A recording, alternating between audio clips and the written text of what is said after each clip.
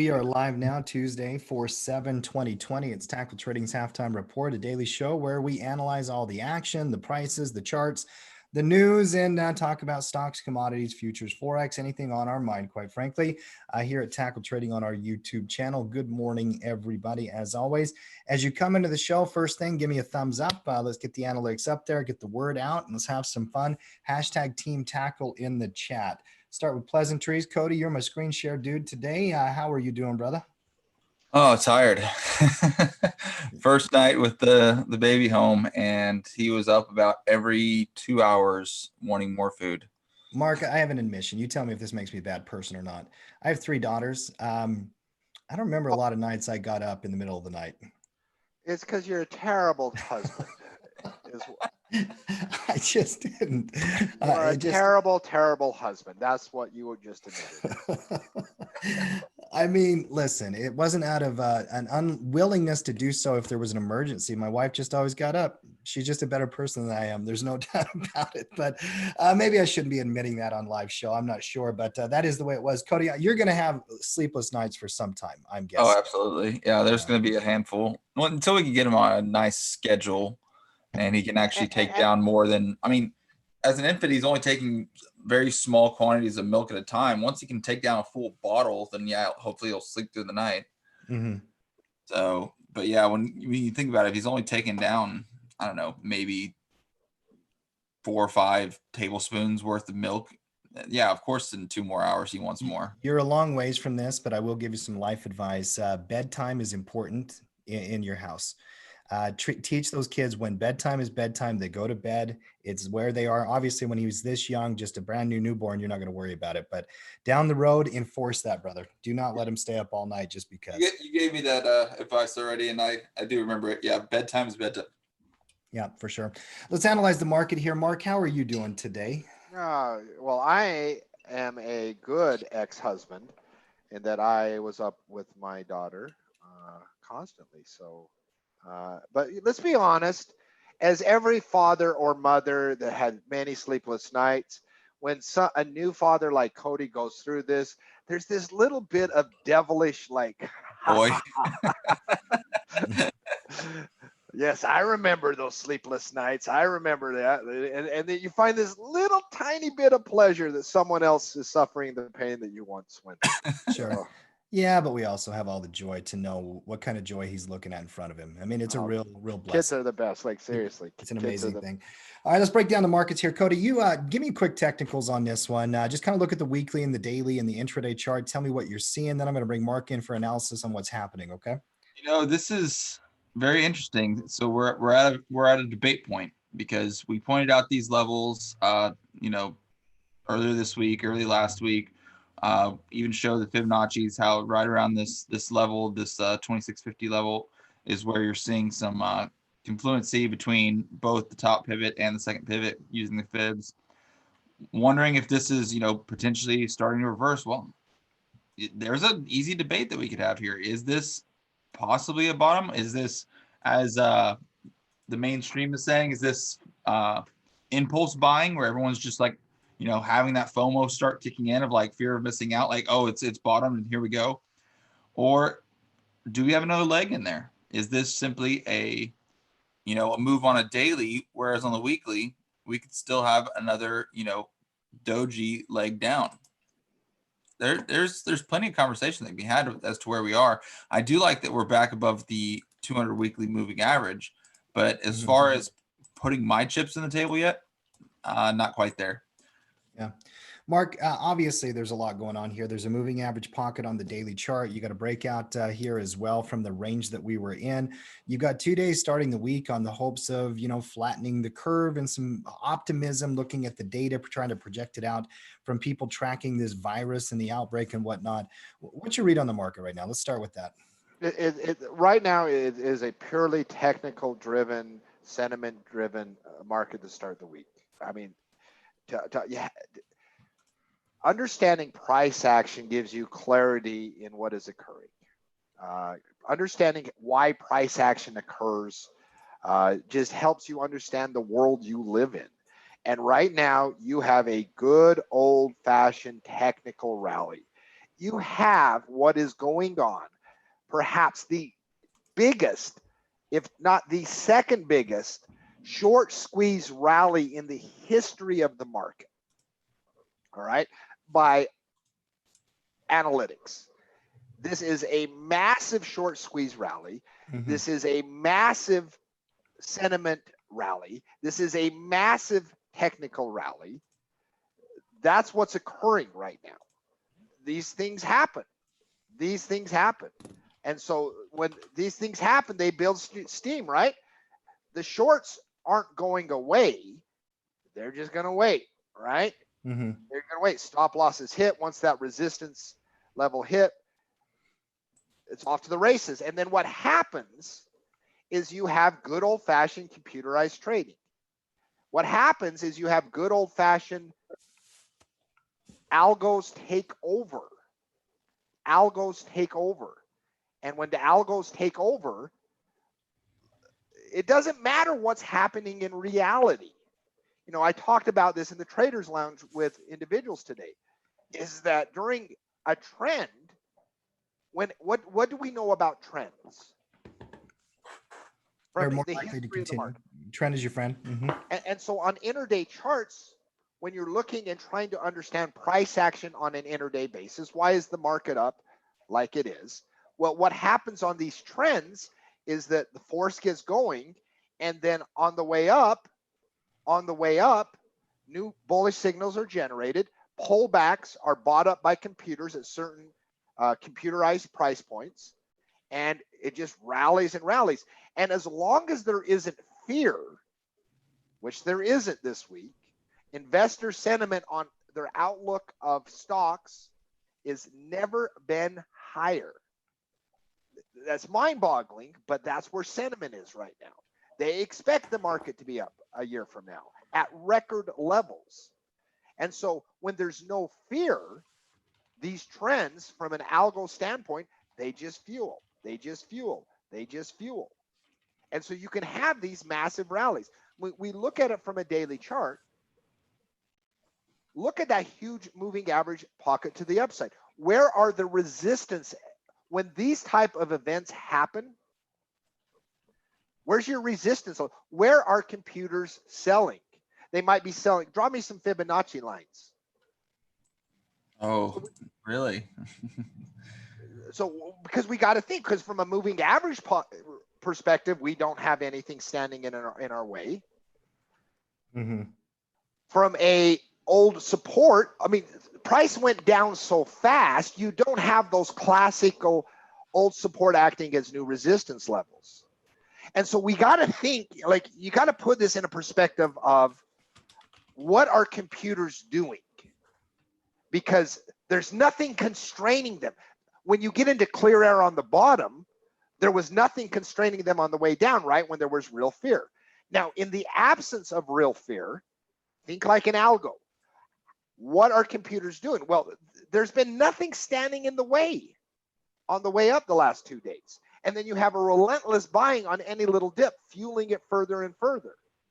This is a classic 100% technical, algo-driven, absent of fear rally. Now, you look, so you got to think like a computer. Well, that 50% level, right? And Noah pointed this out a couple days ago. I think he might have pointed it out again yesterday.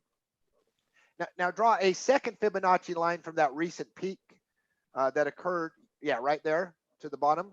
To show the confluency right around 26.50. Yeah. Now, so you look, you got a couple of different Fibonacci levels here. One that we approached. Like look at how like close where the peak was today. So you have some Fibonacci resistance coming up right now. Like in the next 400 or 500 points. And so there is now a technical level where you might see a pause on this way up. But what has occurred, I mean, and we'll get into the specific coronavirus update in a bit, and Tim and I can argue. I want to argue with Tim so freaking bad. I'm down. I'm up for it. So yeah. So Tim and I are going to get violent here in a few minutes. So Tim and I are gonna get violent. So what you have is you have this absence of things constraining. You have something that sparks. You know, it's like V for Vendetta. There's like a great scene in V for Vendetta where it's like all it takes is a little spark, and then shit goes crazy, right? Well, all you have is a little spark that's needed. And that little spark was, hey, deaths are going down in Italy. Oh, deaths cases going down in New York. A little spark, just something in an ongoing news story. All right, so you get a little spark at the open, and then you have nothing in the way. You get nothing in the way. You on the intraday basis at that 38.2% level. Let's go to that yesterday. Go to an hourly chart for me, Cody. So yesterday, once again, think like an algo. So you got a little spark. You got a little spark, and that old resistance level. Give me a 5-day time frame. 10-day. Give me a 10-day time frame. 10-day time frame. A 10-day half hour. Or you can do it this way. Either one. No, not yet. Whatever. It's there. It's there. And so we have this old resistance level where things paused, comes down, breaks out of that a little bit at the end of Monday, right? Right before it, during market yesterday, you'll know that right up to that level, it paused. Algos took a break. You break out of that, and then there's nothing constraining on the way up, right? Overnight. There's nothing constraining it. But as you approach that next level, what happened? You have now another little pause. This is purely technically driven. You initially had a spark. There's no fear out there right now in investors. That sounds crazy, but as a collective whole, there isn't. Now, we can debate whether that's right or wrong here in a few minutes. But absent fear, when you get that little spark, everything just gets going. You don't have resistance levels constraining it. And then you get in these clear air situations. These clear air situations. Now go back out to a daily chart. It's not surprising. Clear air is powerful. Yeah, but even clearer from here. I mean, we're at 27.28. The next level would be about 2,900 on that moving average. Where's your next pocket here? The Fibonacci, I think you have to. Right there. 2,900. That's your pocket right there. That's your pocket. But you also have clear air to the downside here as well, all the way down to 2,500. So you're literally 1-to-1 reward risk. But you don't have clear air on the way downside. You have rising moving averages on the intraday charts. Right. And that's the lesson we spend a lot of time on. You have to wait and go to it. Get off the Fibonacci's for a second. So we could expect a potential pause right now, right? Which is like, should I go get in right now? Well, you're getting in right at a potential resistance level of Fibonacci's. This price action was filling a pocket. You now have a Fibonacci level. Like getting in right now, if you're an investor, if you're like FOMO, oh my gosh, I'm going to miss out. Boy, your timing sucks. Your timing sucks because, yeah. But go to but let's say you're a bear, Tim. I know you're a bear. You think the whole world's going to end and we're all going to end up in Mad Max. I want the blue. I call dibs on the blue mohawk. Like what in the about Mad the Max pantsuit? I get the leather pantsuit then. I want the blue mohawk. Anyway, I want the blue mohawk, and I want a barb, like the club with the barbs around it. That's going to be my weapon of choice, kind of like Negan in Walking Dead, but with a lot more barbed wire around it. That's my Mad Max. When Tim's world comes to fruition. But Noah, since you're here, before we go to an hourly chart, like that Fibonacci level, will you draw the Fibonacci level top to bottom again for me? The pivot one or the full one? The full one. Alrighty. So when you're approaching a new Fibonacci level where you could expect resistance to form, like that 50% level, Noah's, we got a few more 100 points up to it. I mean, how do you approach just general when you're approaching a Fibonacci level? Like last week, for example, you were approaching that Fibonacci level and it held. You're now starting to approach, got a few more 100 points to the upside before that Fibonacci level. How much weight do you put on that Fibonacci level? which one are you talking about? The 50%. 61.8 or the 50%? That's only like 60 points, 70 points up.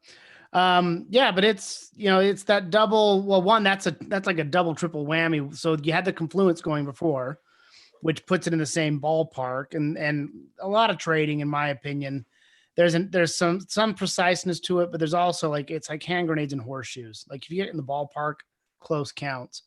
Mhm. So that, and then if you zoom out a little bit more and bring in some history, there's a support resistance zone there at 20, that same ballpark. So look at where the 50 is, and bam, you're smack dab into old support resistance zones from the past. And whether the trader's using, Fibonacci's, or they're using old support resistance zones, or, regardless of which measurement they took, they came to a similar conclusion that was a resistance zone.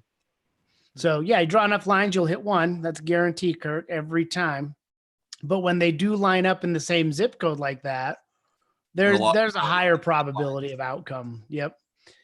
So, and there is a method to the madness. It's not just random. And then you've got this little two-leg correction up. So if you go in full Elliott wave mode, this could be an ABC up, and 50% retracement would be typical. 61.8% from the short would be clinical. It'd be like what you'd see in a textbook. Yeah. So 2,800 on the S&P. It's a good number. You could have just gone with that fat number too.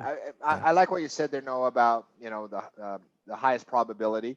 Like from a technical standpoint, right now, you could expect a pause there. You could expect a potential short-term reversal there. Mm-hmm. A lot of this is on the backdrop of coronavirus data slowing down, Mark. What are we seeing there? What is Wall Street so optimistic about in what they're seeing in the coronavirus data? How are they interpreting it? Oh, okay. First of all, every Wall Street analyst, rookie investor out there is suddenly a expert epidemiologist. It's funny. Yeah. Okay. So I put myself in the bullish camp, on the moderate side of the bullish camp, on how all of this plays out. But it's laughably naive how you have this, oh my gosh, cases are down, and how that is just such a huge thing. Now, it's the spark, right? Like in absent real fear, any little spark can create these technical rallies. And so it's this little spark. But if you are out there and you're like, oh, cases are down, the end's in sight, you don't have a good feel of how the coronavirus is going to impact the markets long term. You're being very, very, very naive on the whole matter. Now, those little news, and it's the thing about an ongoing news story, you don't get to decide when news comes out. We didn't know that on Sunday hospitalizations in New York would go down. We don't get to decide when those things happen, but when they do happen, they can provide a spark, and they can create these day trading, really short-term swing trading opportunities, because the spark fuels it, and then technicals take over from there, algos take over there until it dies out.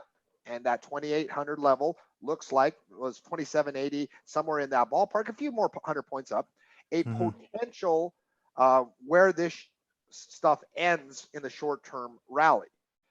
Short squeeze rally, technical. I mean, this is classic. And when you understand how price action works, once again, it helps you understand everything. If you understand how price action works on the short term, and I'm a long-term investor, I'm like, maybe it's not the best time. Take the markets out of it. Take the Wall Street side of it out of it. Is the coronavirus data positive today? Define positive. Is what is happening? Does it give you some kind of clarity on how this is going to end, or what the outcome is going to be? Provide zero clarity. I mean, remember, at Tackle Trading and here on the halftime report, we have been playing the coronavirus movie for 10 weeks, right? Or, I mean, a long time, basically all year long. This is just playing out like we expect the movie to play out. Like, we know, and it's no surprise to us, because we've been saying the virus isn't magical. When nobody goes outside, you can't magically get the coronavirus me sitting at the computer. And so the more people in a given location that sit at home, that practice social distancing, you are going to see a reversal, that peak, here's the flattening problem. the That curve, is you true will. in New York. It might be true in parts of Italy where they've Well, been let's blocked or get where to they've had to deal with it. listen, I'll That is get to not your true in bearish America. nonsense in a second. That is not true in America. I know. I saw Google data yesterday, Mark, that basically says most of America has not actually But been. I'm talking New York, what sparked this short-term technical rally.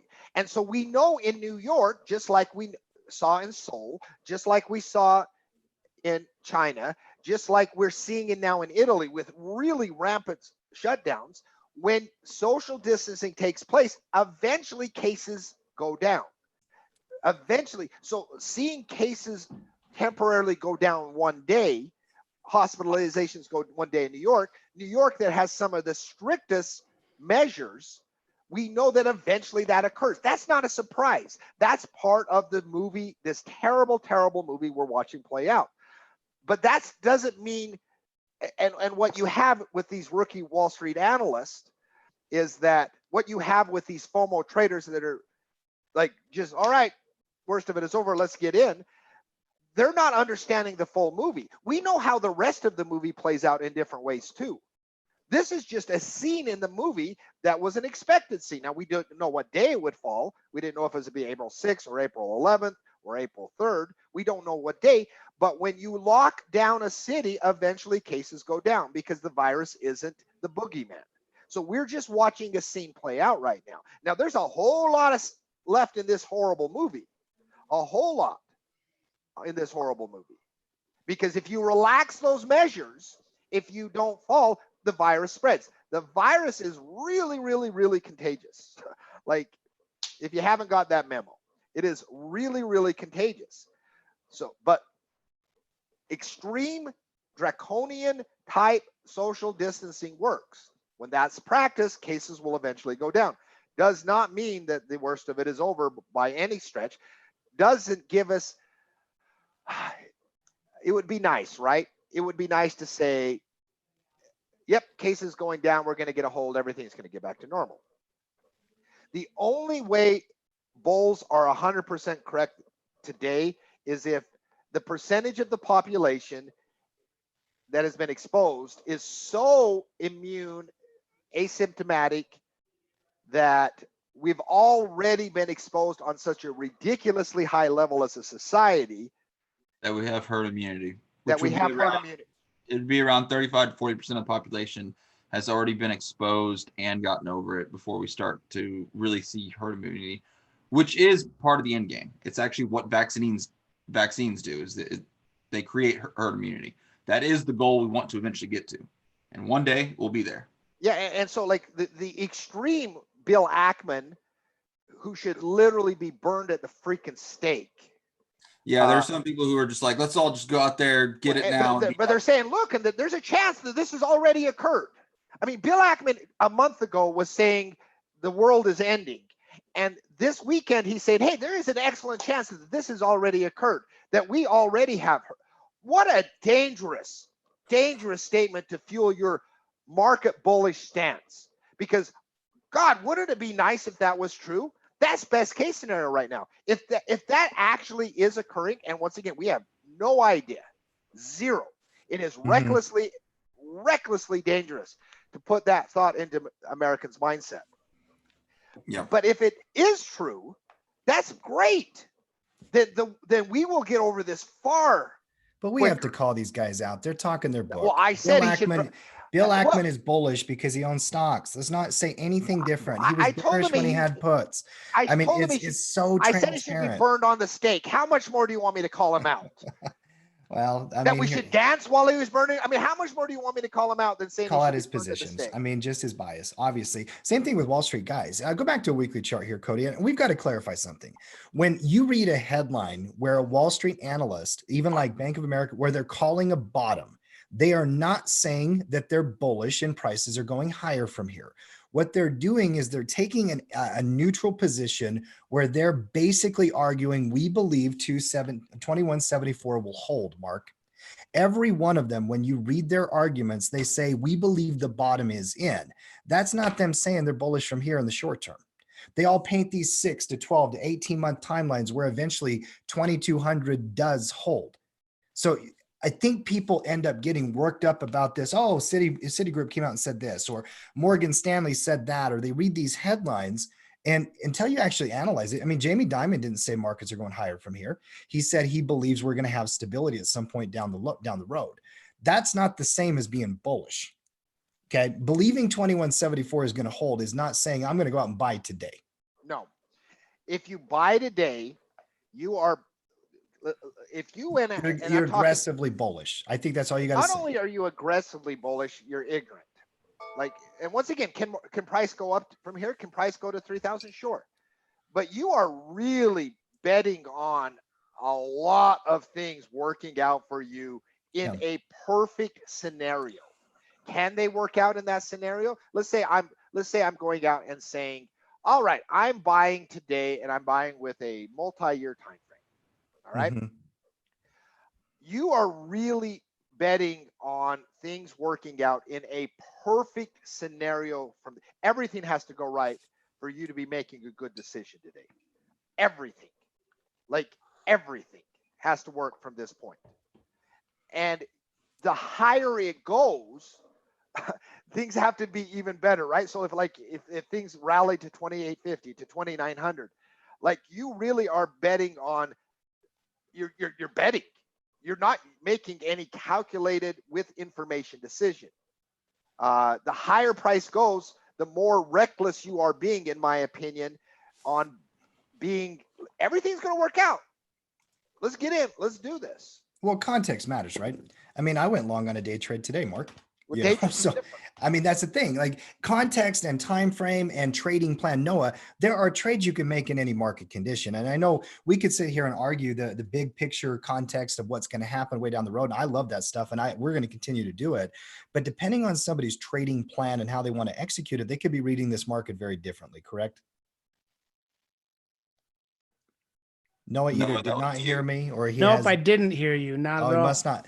Noah, what's your take on the whole thing? I'm not repeating that whole. Well, Tim, that was a pretty well. I went bullish on a couple positions as well because context matters. I think that all the analysis we're talking about, that overhead resistance is valid, and I'm keeping my eye on it. But there's still so many unknowns on this. And the market can be irrational in either direction. I think the optimism bias is pretty strong now. And I would like to believe that we're going to be back to work and that, things come that way. But the reality of it is, I think there's still we're just heading into earnings. And I think you're going to see a lot of companies suspend guidance or not give forward looking guidance. They'll pull that, but that all those, unknowns. And then I'm still curious to see what happens with mortgages and balance sheets out there. And I know it's not directly How much are these earnings reports even going to matter? Just like the Wall Street's not unemployment gonna care. claims and the mortgage, and those things are all put off. Like no one actually looked at those numbers and they're like, wow, like those are the actual numbers, because everyone understands this was a federal lockdown of the economy that caused the numbers to be where they are. Let me give you the answer for every bull out there. It's 3 words. Any guesses? I don't care. It's priced in. It's priced in. Same It's thing. priced in. Okay. This quarter's earnings you'll get that tagline a lot. It's priced in. If the problem happens in the next quarter's earnings, Mark, that's a different story. That's a different conversation. Now it's actually in the companies, how they operate and their actual earnings versus we were shut down for a month to 2 months and our earnings sucked.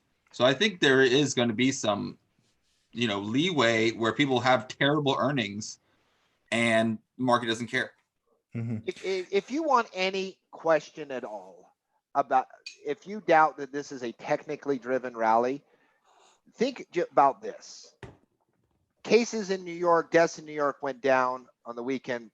Futures rally goes up. Deaths in New York hit its highest one-day total ever, and the market's still going up. Market doesn't care. So 36 hours ago, 24 hours ago, people are like, look, deaths, cases down, let's buy. The opposite happens the very next day. Still doesn't matter. This is a gigantic short squeeze. This is a gigantic optimistic rally that just uses sparks to start it, but then ignores reality once it gets going. Let's look at a potential short. Go to an hourly chart. All right. What are we shorting? everything. Market. All right. So like, once again, we see that, like, I believe that's the 20 that you have there, 20, 50, 200. All right. So what I look for in these rallies, if I'm going to counter trend trade, and counter trend trading is a very difficult subset to learn, right? It's much easier to say, I'm going to just wait for it to break that support level at whatever, right? Counter trend trading is really, really difficult.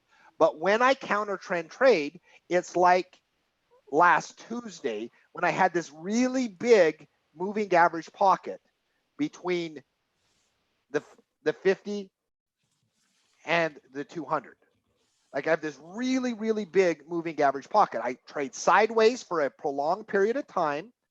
And then I have this huge pocket to the downside where I don't have support levels. Those are the type of things when I'm counter trend trading, because right, the previous several days had been a pretty decent uptrend.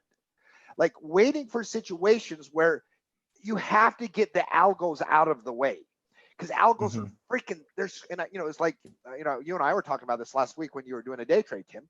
Like on the way up, like you're like, I'm going to do this bear trade. This is all stupid. And then the algos buy and screw up your downside trade. You got to get those pesky algos out of the way. And sometimes that can only happen after a prolonged period of sideways movement where you have this huge time block where things settle down. And then you can create these big moving average pockets where there's lots of room. There's a lack of support to the downside where you can have these big things. And what happens? It breaks, comes down, and then finds stability at the 200 hourly moving average. Nice little trade. So fast forward to today, you know, these are the type of things that you want to ideally see set up. This period of sideways price movement, because every short-term sell-off like you saw 4 hours ago, it comes down. It's like, all right, I broke short-term support. It's going to, well, if you're scalping, that's one thing. If you're like, I'm in. But what happens? Bounces off a moving average, algos buy, trend continues.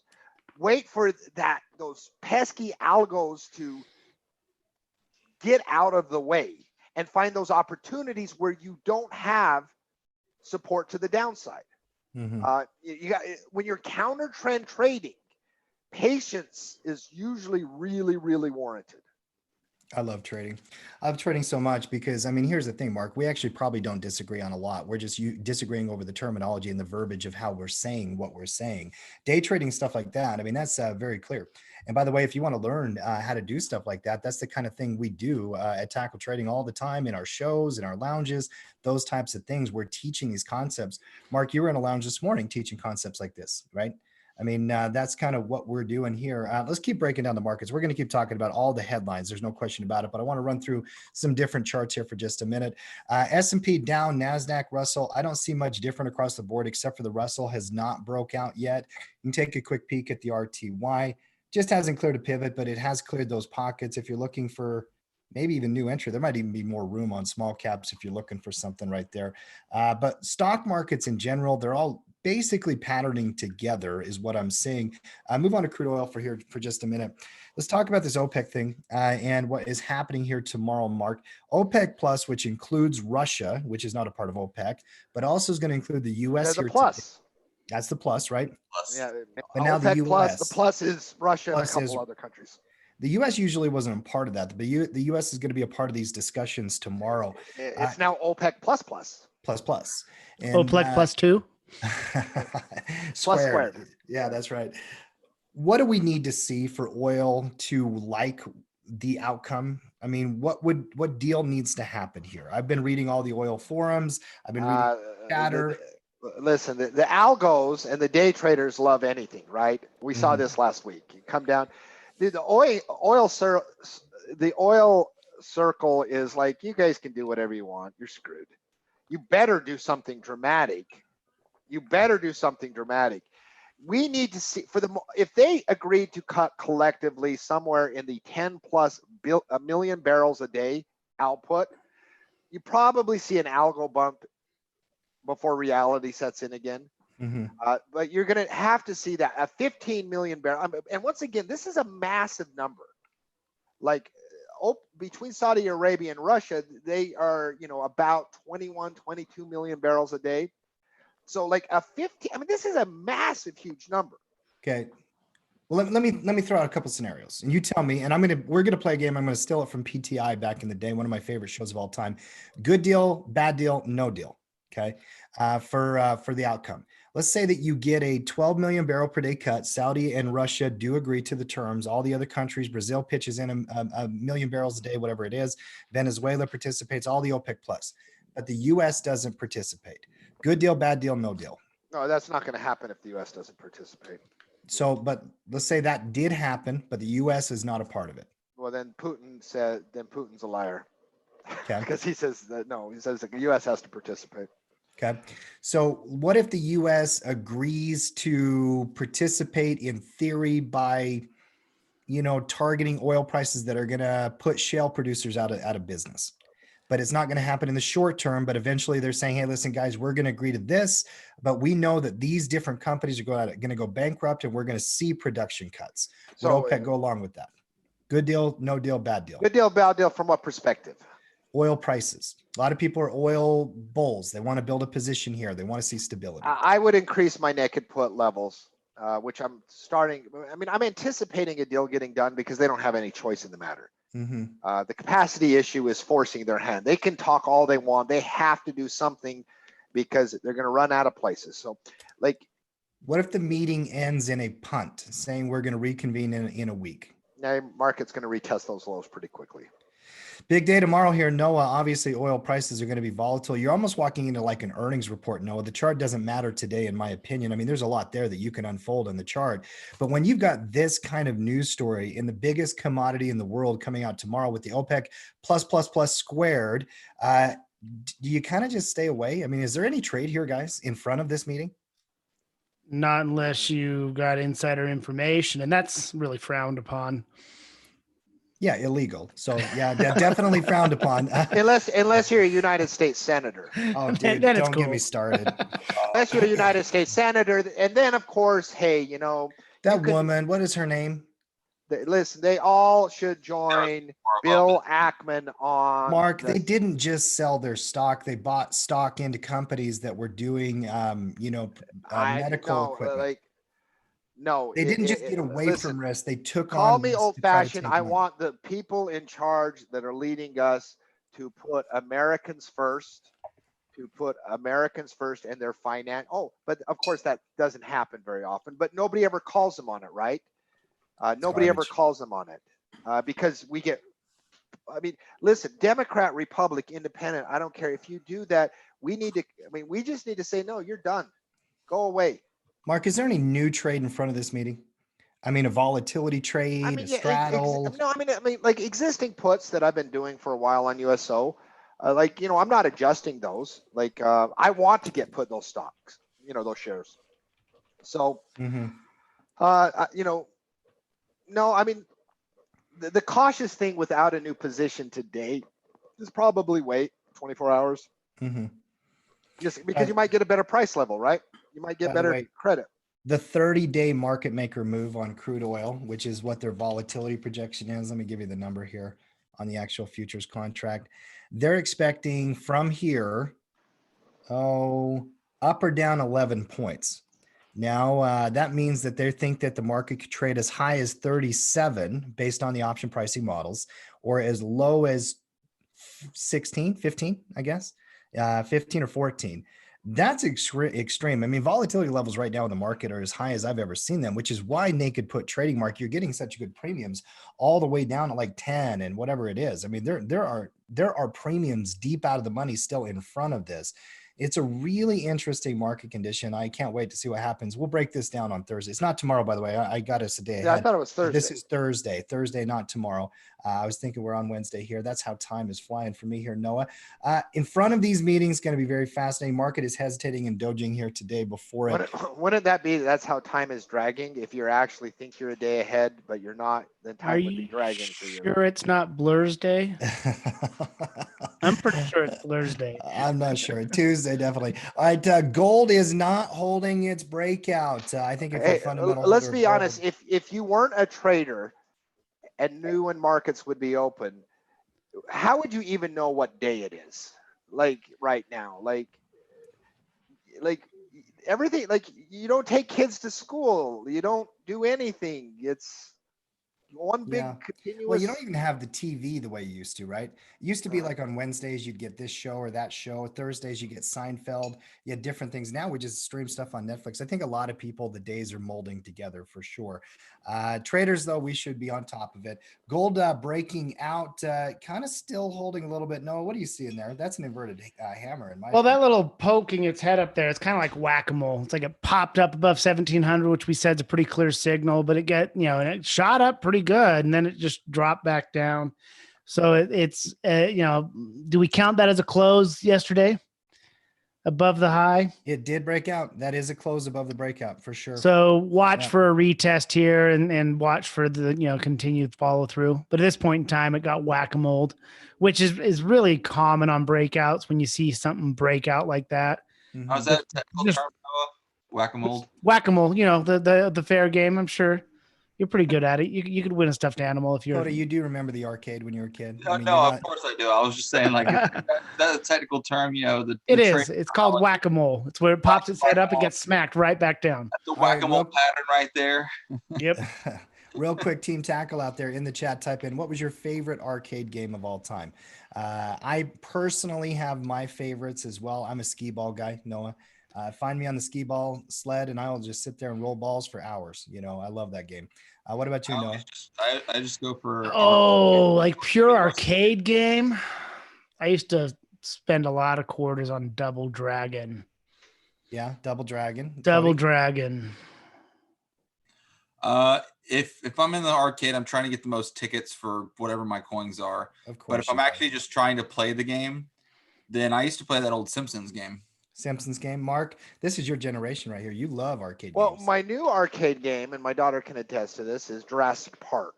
So, like when we go to the Nickelcade with my kids, we love playing Jurassic Park, getting our big guns out, shooting dinosaurs as we sit down. Just thought, well, my daughter's here. She says, just us. It's just you and me. That's our Yeah. thing. And by the So- way, out of all the Pac-Mans, Miss Pac-Man is the best. I see a lot of Pac-Mans coming in the chat. Arcades were fun. There's no doubt about it. Gold here, popping up, whack-a-mole, coming back down.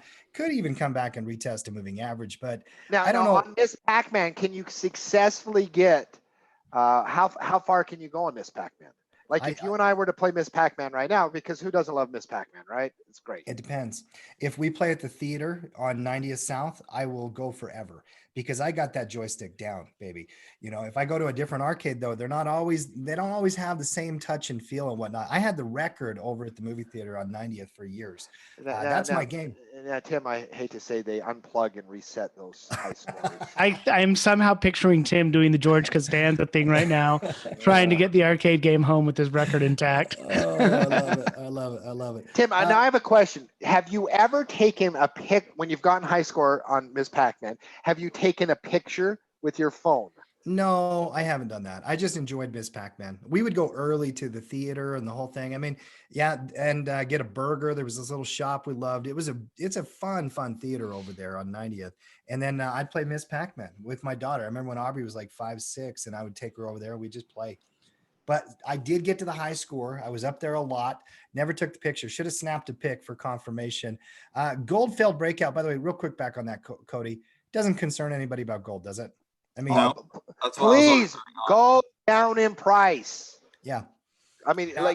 I would love a pullback in gold. So like go down in price, get bigger premiums for naked puts, get a chance to maybe enter. It's so hard for a conservative person like me to enter in at these like 8-year highs. sure. Give me a pullback. Give me another one. Would love it. The dollar, let's talk a little bit about some of this Fed action and government action. By the way, the Senate and Congress is working on version 4 of the stimulus bill, which is another 1.4 trillion. What's interesting about that, guys, I want to give you some numbers that I was looking up this morning. In Tokyo, Prime Minister Abe actually announced 108 trillion yen stimulus, which basically amounts to $1 trillion in US dollars, but more importantly, it represents 20% of the Japanese economy's output. Okay. And in the US, our stimulus programs have represented about 11%. In Germany, about 5%. So when you think about the size of these programs relative to the economy, actually Japan just got the most aggressive out of all of them. Okay, you look at this here, Cody. The dollar's down here, big fat red candle. Give me the dollar yen cross pair though. I haven't even looked No, at this. before you go move Cross. that, I got to point out on the dollar. Go to an hourly chart. Mm-hmm. I will convince everybody in the world on freaking moving average pockets. What was I talking about at the start? You get Right that there. consolidation range, and what happens when you have so trade sideways? It takes some time, right, to get that. Because Mm-hmm. once again, what was the short-term trend the previous week? It was up. Counter trend trading. You have to be patient, but when you can be patient and then zero in on the price action the last 2 days to highlight that, look how massive that moving average pocket was. So trade sideways, give a chance, break down from them, and then look at how quickly price went. I mean, I just don't know how to I will convince every soul on earth of this. It is my new mission. These moving average pockets, when you are counter trend trading, are critical when you're counter trend trading. Mm-hmm. It's a beautiful move right there, actually. And, pulling It really back into was. some key levels. We're right around that $100 mark on the index. So it's going to be an interesting battle from here. You might even get a consolidation from here because now you're getting some congestion in the moving averages right there on the intraday mark. If you were in a day trade on that on the downside, is this where you would be taking profits? Oh, I would have been taking the profits as I you would have approach taken the them 200. already. Yeah. Yeah, as you're approaching that 200, because where do you expect price to short-term bounce? Near that 200. And so take some profits. I mean, you take what the chart will give you. Yes, I know you want to go for the moon all the time. That was a pretty huge, massive move though, right? That's a big move. Yeah. And so take what the chart gives you. That is Take the what the chart gives concept with day trading that everyone who wants to try day trading needs to understand is you need to be pulling profit off the table as quickly as you put it on. Like as quickly as the market gives it to you, take some of it back. A little bit different than swing trading when you're waiting 2 weeks to get to that target out. But when you get a massive move like this, yeah, you take a quarter, half your position off, let the rest run. Sure. No, I'm with you 100%. I'm seeing a lot of those pockets actually developing across many different products. I didn't even think crude oil, Mark. You're getting a breakdown right now on the intraday. Go back to crude light for a second. Let's see what the old. Oh well, look at that. Look at that. And you got 2 days, Mark, until that meeting. That's Lack big of moving hands. average Now, pocket. you do Hey, have look the at this. inventories number. Data comes out, I think, tonight after the bell.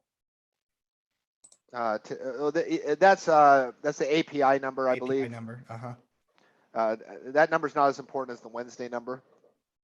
So interesting.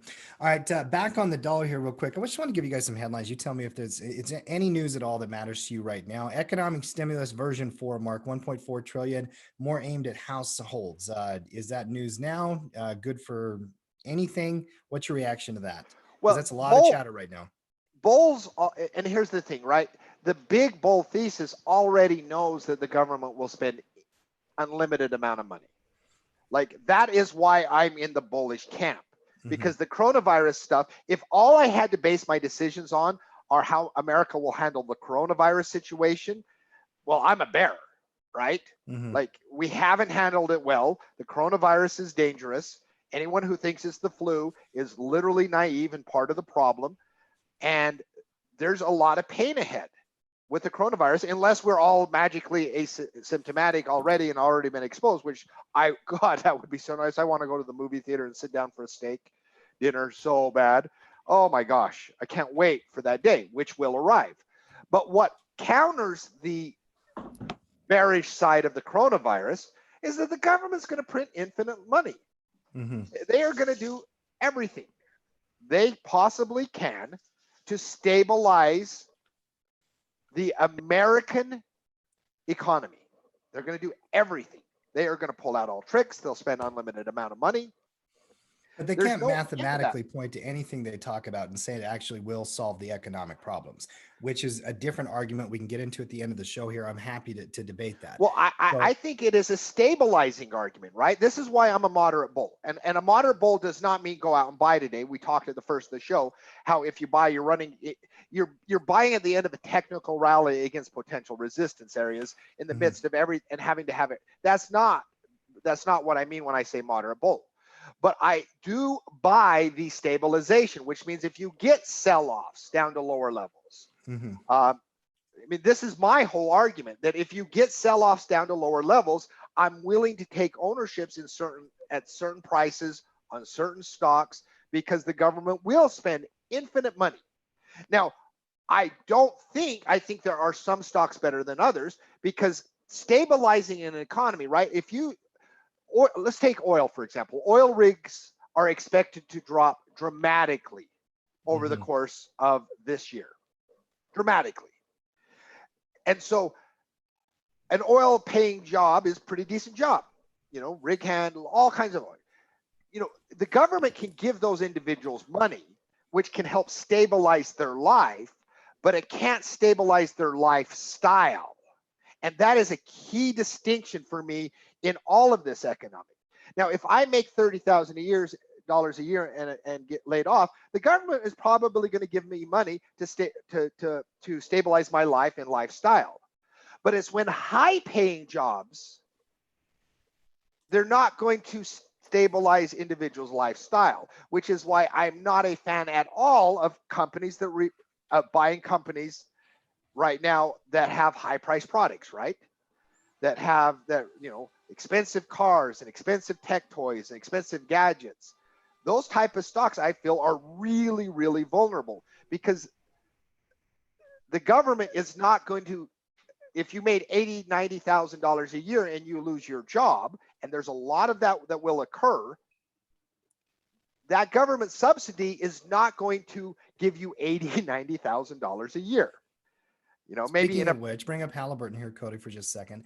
Halliburton just announced today they're cutting 350 jobs, Mark, today alone. And they are saying executive salaries are being reduced. You're going to see more of this in the oil industry. And so it's There's a no lifestyle. So so the government will do things to help people eat, to help keep a roof over people's heads in this, to help provide them some level of stability, right? Because if you don't do that, then you're looking at freaking social riots across of America. Let's be practical about it. If you don't do that, you are looking at widespread mass civil chaos. So for individuals that say, well, we can't give helicopter, well, you're looking at, if you're not willing to open up, you're looking at least widespread mass civil chaos. You don't have an option but to do something to stabilize individuals. They got to be able to eat. They got to be able to have a roof over their head. But these high-paying jobs that are being lost on mass levels, the government money isn't going to do, they're not going to be able to go spend and have their lifestyle like they once did. And this is part of the big bearish long-term argument, right? That, yeah, there's maybe a level of stabilization, but we're not going to live in luxurious times. And so the government spending money, we know that's going to happen. By the way, I love it when Mark goes on a rant and he starts walking around the room. It lets you know how serious his rant is, Noah. When he's not sitting in his computer, smiley face into the mic. His pacing to rant ratio. It's pretty good. I mean, but does this, I mean, there's a correlation, definitely not just causation. What do you guys think about that? Because for me, this is one of the most important premises I have is why I'm not a buyer today. It's why I am not a buyer of Apple today. It's why I'm not a buyer of Tesla.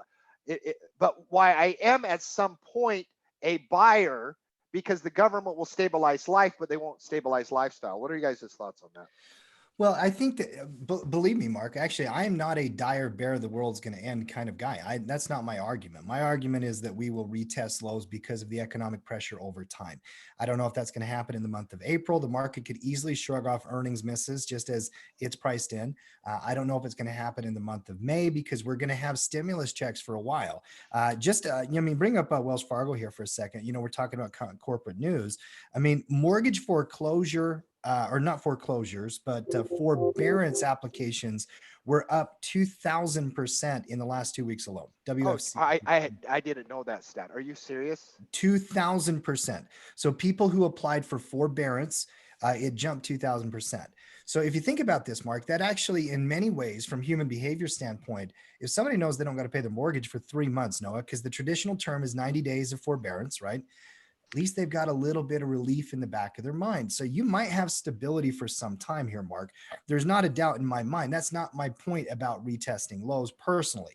I am just very cautious about any market rally here because I know how Wall Street operates. Okay. Bear market rallies are bull traps for the public so that Wall Street will come back and just punish them at some point. Because the headlines reading from, Deutsche Bank today, there was an analyst from Deutsche Bank saying, hey, listen, we believe in market stability. And by the end of the year, and the headline basically read, Mark, as a buy rating by Deutsche Bank. But when you read the rating, he was calling for S&P 500 at 2,600 by the end of the year. He's saying the bottoms are in and all this kind of stuff. Stability and being able to survive this economic catastrophe and this really scary time in life. I believe we're going to come out ahead. I believe in the human spirit. I'm more optimistic than I've been in a long time. I'm just very, very cautious with the S&P running 15% in 2 days. People saying buy, buy, buy, buy, buy, buy, buy. I think it's very short-sighted, and I think a lot of times the emotions can get wrapped up. And also kind of pointing out the fact that this is short covering rally. Actually, shorts are building today. Short interest went up yesterday. Short interest was the lowest it had been in a month 5 days ago. So we're actually seeing short interest increase on the rally, not decrease. This is not shorts covering. Shorts are adding to their position in the last 2 days. Is that because they're cost averaging because they're getting their butts kicked? That could be true too. Could be. Short Could more. Be. Yeah. Could be. I mean, there's a lot of really interesting news out there. By the way, I think a lot of technicians like my man Frank out there who always watches the halftime report, Breakout Frank, he's probably thinking this is why I love charting because I don't have to debate all this stuff all the time, right? Markets, why as a day trader, you focus on those pockets, those advantages, those different trades that you can take. Big picture theorems aside, I mean, you got to trade day by day when you're in the middle of the week, don't you guys? I mean, you have to trade what's in front of you today. You have to take systems, how to trade. There's always something you can approach the market with. If any trader out there is bored, they have not developed enough trading systems. If you are sitting on your hands all day, every day, you just need to get back to education and learn a few different tricks here, Noah, so you can trade the markets. There's so many different ways you can trade. Think about how Gino built the option report over the weekend. Butterflies out of the money that Slavic was talking about in our Slack channel saying, hey, I nailed some profits on those butterflies, Gino, think about how day traders are playing these pockets. I mean, Mark, you're back to day trading the dollar. I am all about trading models and trading is as good as it's ever been. All it took for me to get interested in Forex again was the end of the world. That's all it took. But can we just tap the brakes a little bit about this? The bull market is in a V-shaped recovery. We just don't know. We do not have enough clarity yet. The bulls are currently winning the sentiment fight. Can we all agree to that? For 2 days. For 2 days. Okay. And maybe for the better part of 10 days, by the way. You had a couple of hesitation days at the end of last week. Bulls have been in control for 2 weeks. Okay. The bullish rallies have been stronger. The bearish sell-offs have been less dramatic. To say that we are certain that the outcome of all of this, I mean, Cody, you have more science background than anybody here, in terms of physical science. Are you certain that virus containment outcome is already kind of predictable, that we know it's going to happen in 2 months? We don't know when it's going to happen. We know it eventually happened. Eventually, right? Okay. Eventually, herd mentality, humans will come in, science will come in. Or even let's say as humans, we just are terrible, awful. Nothing happens. We can't contain this thing. The virus will eventually work its way through the population and we'll end up building herd immunity naturally. Could be in October, Cody. Could be next year. Could be 18 months. We don't know. There is into this, but we don't know when. There's life after the coronavirus. Let's not get all into a depression here. I'm with you. Noah, do you know that the trillions of dollars of government programs that have been printed, that have been sending checks and stimulus to small businesses through the Paycheck Protection Program, that's going to be enough money to offset wages lost and unemployment over the next 6 months? I don't think so. I think it's a logistical nightmare. Okay. Mark, do you know that Fed actions like what they took today, where they actually gave a $60 billion credit line to Indonesian banks, by the way, to supplement emerging market bank closures potentially, all of the trillions they've been lending. By the way, the Fed just came out and guaranteed all the PPP loans by the banks today as well, saying if you're a small bank and you don't want to carry the loan, just send it to us. We'll give you cash for the loan.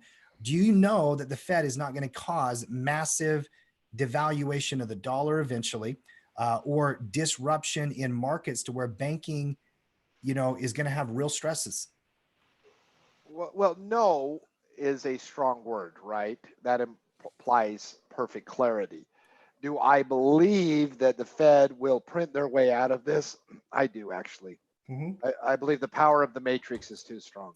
Now, 5-10 years down the road, but I don't worry about 5-10 years down the road. I'll have plenty of it. Out of the three most important areas, I actually agree with all these things. I agree eventually the virus will we will get back to life, guys. We will. I mean, we will. We're not going to be shut in forever. America's not going to, we're strong. We are resilient. We will. The economy will kick again. Now, whether that's June, whether that's August, whether that's October, Cody, we still don't know that. And at what level?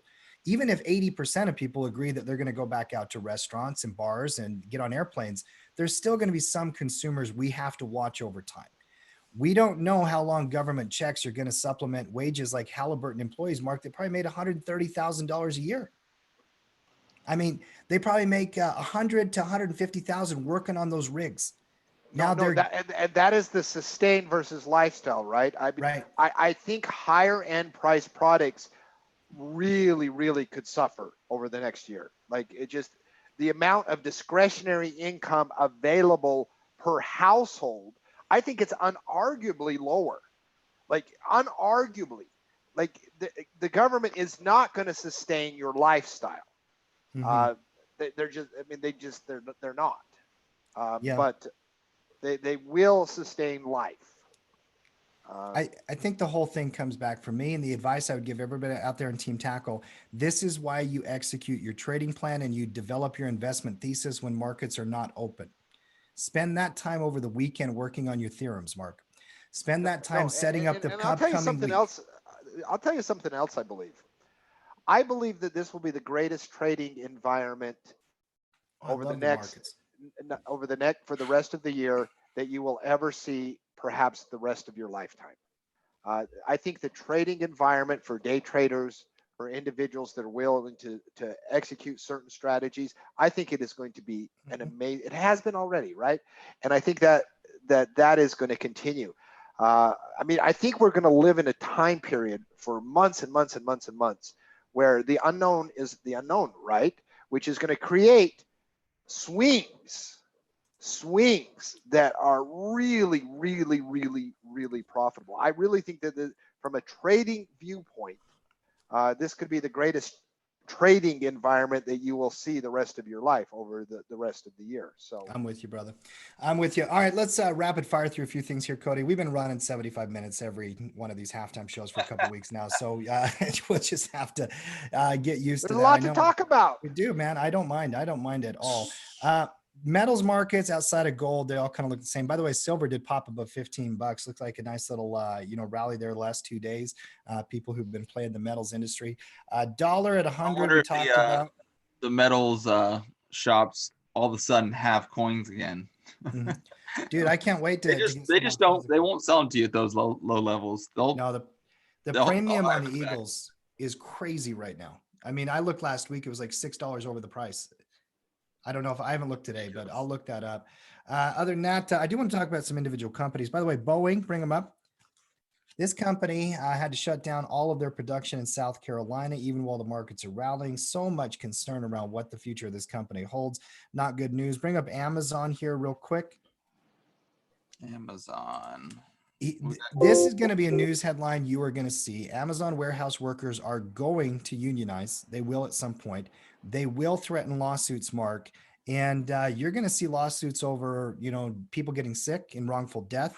Amazon came out and they put a warning up basically to warehouse workers saying, if you don't abide by social distancing guidelines, you are fired after 2 warnings, because they're getting cases over and over and over again in the warehouse. Now, Amazon broke 2,000.